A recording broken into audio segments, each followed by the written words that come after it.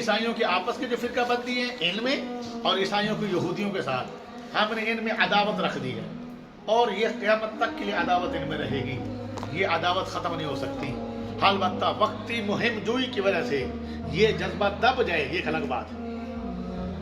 یعنی کہ مثال کے طور پر مشترکہ دشمن وہ دونوں سمجھتے ہیں اسلام کو اور مسلمانوں کو، تو ان کی بے خونی کے لیے بے شک آپ کو وہ نظر آئیں گے یہ ایک ہے، لیکن جب یہ مل کر بیٹھیں گے کبھی تو یہ گھنٹہ بھی مل کر نہیں بیٹھ سکتے۔ قرب قیامت کی بات آ رہی ہے کہ عیسائی اور مسلمان بس ایک جنگ جب مل کر لڑیں گے اور اس پہ فتح پائیں گے، اور فتح پانے کے بعد یہ بیٹھے ہوں گے کسی پہاڑ کی چوٹی پر یا میدان میں، تو عیسائی کہے گا کہ سلیب کی برکت سے جیتے، تو مسلمان اٹھ کر غصے سے سلیب کو توڑ دے گا اور کہے گا نہیں ہم ایمان اور کلمے کی برکت سے جیتے ہیں، تو لڑائی ہو جائے گی۔ اور اس یعنی کہ یہ عیسائی اور مسلمان بھی آپس میں کوئی ایسے تو نہیں ہے نا کہ یہ ایک ہیں، کہ وقتی مسلط کی وجہ سے ایک ہوئے تھے اور تھوڑی سی بات ہوئی الگ الگ ہو گئی، پھر جنگ ہو جائے گی، پھر اس حدیث کی روح سے دو حصے لشکر کے مسلمانوں کو ختم ہو جائے گی، جو ایک بچے کو اس کو فتح ملے گی۔ تو یہ بھی اسی طرح ہے، ہمارے آپس میں مسلمانوں کا کوئی ایسا اختلاف نہیں ہے۔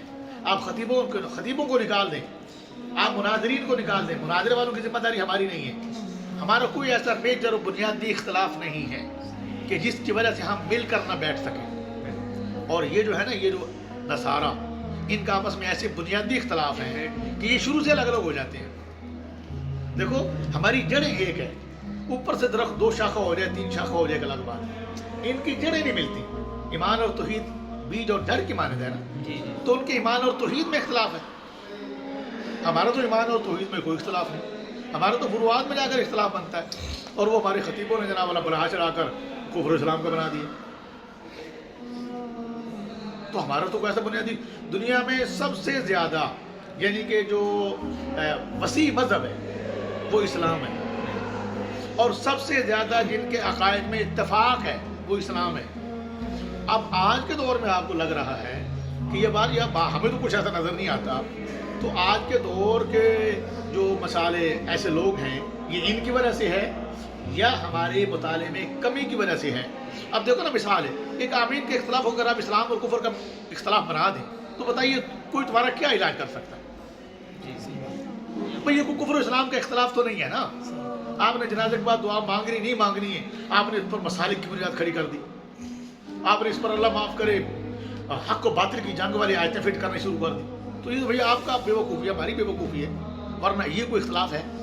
اس اختلاف کی کوئی بنیاد ہے؟ یہ کوئی ایسا اختلاف ہے جس کی وجہ سے ہم یہ سمجھے کہ یار ہمارے ہمارے اختلاف ہے، کرنی کر لو، نہیں کرنی نہ کرو، مانگنی مانگ لو، نہیں مانگنی نہ مانگو، اتنی سی بات بس۔ اب یہ ہماری ہماری جو ہے وہ جو ہمارے افراط و تفرید ہیں اس کی وجہ سے ایسے لگ رہا ہے کہ یار جیسا نا ہم میں بڑے اختلافات ہیں، حالانکہ ہم میں کوئی اختلاف نہیں۔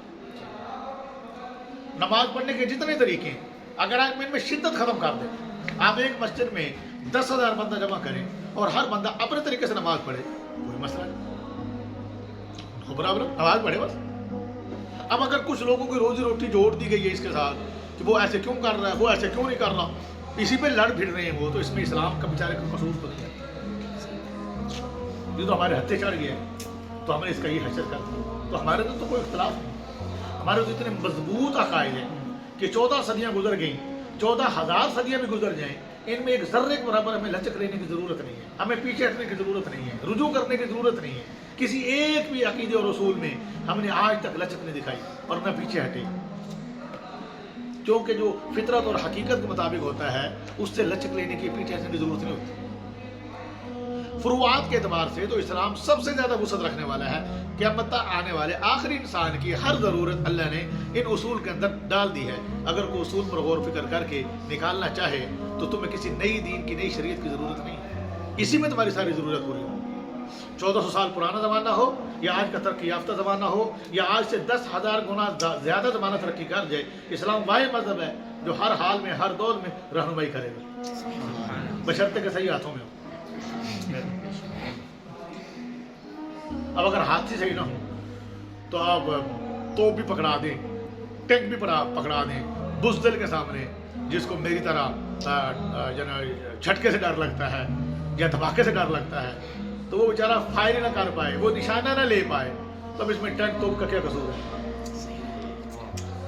کیا قصور ہے؟